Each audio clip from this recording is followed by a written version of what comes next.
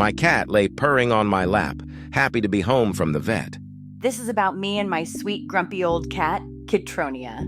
She's been through a lot.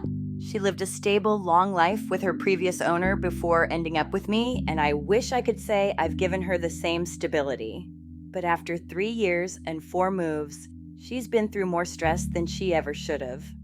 A while back, Kitronia had a terrifying episode.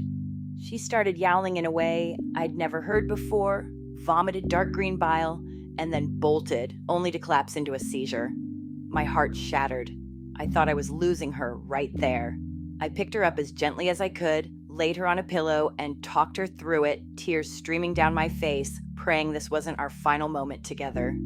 As soon as the seizure passed, I scooped her up in my arms and walked her to the nearest vet. I didn't have a car, but there was no way I was waiting. The vets couldn't find anything immediately wrong, and I didn't have the money for extra tests. They hydrated her and sent her home with me. Desperate, I started a GoFundMe to raise money for more tests, suspecting something might be lodged in her stomach since she kept vomiting, even with specks of blood. Thanks to some incredibly generous people and every penny I had saved, I could only afford an X-ray and some blood work. Everything came back normal, but the vets suggested even more tests. Tests I simply couldn't afford. I took her home, dreading that my lack of funds might force Kitronia to endure a painful end.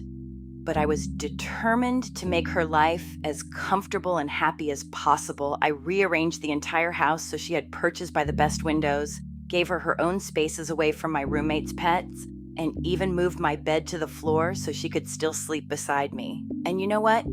She's still here with me, purring away. She's not as spry as she used to be, and there are still rough days where she yowls and gets sick. But in between those moments, she's snuggled on my lap, basking in the sun or curled up beside me at night. We've moved to a new place where she seems more at ease, without the stress of other animals. She can't jump onto her perches anymore or climb her tower, but every day when I come home, she's right there on the couch waiting for me. The vets didn't think she'd make it through the month without more tests and surgery, but it's been nearly a year, and Kitronia is still holding on strong. I don't know how I'll handle it when her time comes. She's my everything.